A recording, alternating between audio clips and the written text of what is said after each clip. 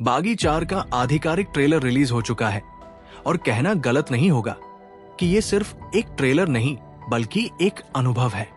पहले ही कुछ सेकंड में ये साफ हो जाता है कि फिल्म किसी भी तरह से साधारण नहीं होने वाली।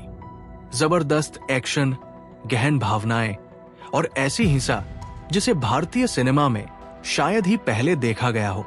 ट्रेलर दर्शकों को सीट से बांध कर रख देता है और सबसे दिलचस्प बात यह है कि यहाँ सिर्फ मारधाड़ नहीं दिखाई गई बल्कि एक ऐसी कहानी की झलक दी गई है जहां प्यार, बदला और रहस्य सब एक साथ जुड़ते हैं। अब देखो, जब इसका टीजर आया था ना, तो बड़ा कांड हुआ था। सब लोग बोलने लगे कि अरे ये तो एनिमल से इंस्पायर्ड लग रहा है, और सच बताओ तो थोड़ा बहुत वाइब वही थी। लेकिन मेकर्स शायद यही चाहते थे कि लोग कंपेयर करें और फिर ट्रेलर में ऐसा चीज दिखाए जो एनिमल में भी न दिखा हो। और भाई, इस बार उन्होंने पूरा मीटर हाई कर दिया। ट्रेलर देखने के बाद लग रहा है कहानी भी ट्विस्टेड है। एक लड़की है, शायद रॉनी की जान, शायद उसका प्यार, लेकिन ट्विस्ट ये कि आसपास के लोग बोलते हैं भाई वो तो एग्जिस्ट ही नहीं करती, तेरे दिमाग का इल्यूजन है।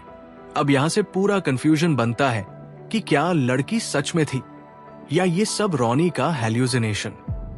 और बॉलीवुड में इल्यूजन वाला एंगल मतलब या तो मेमोरी एरेज हुई है या कंस्पिरेसी चल रही है।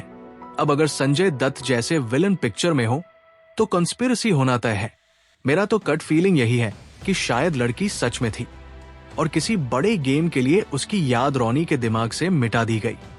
अब आओ असली मजे की चीज पे, एक्शन। भाई, ट्रेलर में ऐसे ऐसे शॉट्स डाले हैं कि लिटरली झटका लगता है। चैन से खींचकर आदमी का सर अलग कर देना, तलवार से बीच से चीर देना, गले में सलाख घुसा देना, ये सब देख के लगा कि बॉलीवुड अब सेफ गेम नहीं खेल रहा, ये सीधा 18+ जोन में घुस चुके हैं। और ऑनेस्टली यही तो चाहिए था, थोड़ी डेयरिंग, थोड़ी मैडनेस। और यहां एक बात नोटिस की, जब साउथ की मूवीज ऐसा करती है तो लोग तालियां बजाते हैं। अब बॉलीवुड ने वही किया तो लोग बोलेंगे ओवर कर दिया। लेकिन भाई, कंपैरिजन छोड़ो, जो मजा आया है वो सच में रेयर है। विलन्स की बात करें तो संजय दत्त की एंट्री ने तो सीन लूट लिया। उनका एक डायलॉग शैतान की लव स्टोरी में भगवान का क्या काम है सुनकर सीधा गूज बम्स आ गए। और सौरभ सचदेवा, उफ, वो आदमी जब भी स्क्रीन पर आता है लगता है कोई बड़ी तबाही होने वाली है। बीच में एक रोमांटिक सॉन्ग डाला गया था जो ऑनेस्टली ट्रेलर की स्पीड को थोड़ा तोड़ देता है।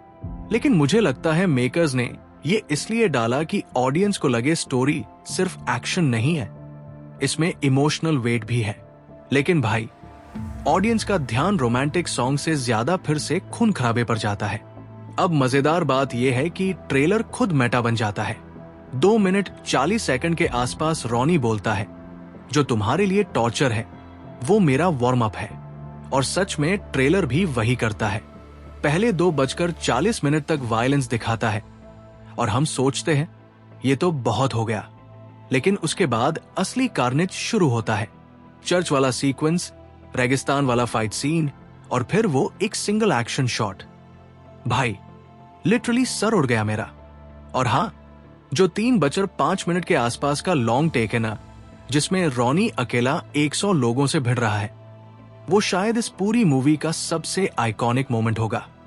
उस टाइम बैकग्राउंड में जो चीज चल रही है मैं बता नहीं सकता यहां, लेकिन इतना बोल दूं कि वो सीन देखने के बाद दिल की धड़कन रुक जाती है। अब पूरे ट्रेलर से साफ है कि बागी 4 सिर्फ एक एक्शन फिल्म नहीं है, ये एक स्टेटमेंट है कि बॉलीवुड भी एक्सट्रीम जा सकता है। कहानी में conspiracy, memory loss, love story और रिवेंज सब मिक्स है। एक्शन में ब्लड, गोरे और मैडनेस सब है। विलन्स ऐसे हैं जो स्क्रीन पे आते ही डर पैदा कर देते हैं। तो वर्डिक्ट क्या है? भाई, साफ साफ बोल रहा हूं, मुझे बागी 4 का ट्रेलर देख के ऐसा लगा जैसे मैंने प्योर सिनेमा देखा हो। ये मूवी शायद अंडररेटेड कहलाएगी क्योंकि लोग उतना एक्सपेक्ट नहीं कर रहे, लेकिन जब रिलीज होगी ना तो सीधा बम फोड़ देगी। और अगर सेंसर बोर्ड ने काटछांट कर दी तो मजा आधा हो जाएगा। 5 सितंबर को मूवी रिलीज होने वाली है और ऑनेस्टली मैं इंतजार ही नहीं कर पा रहा।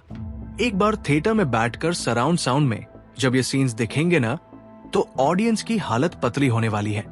और भाई, ऐसी डेयरिंग फिल्म्स बार बार नहीं बनती।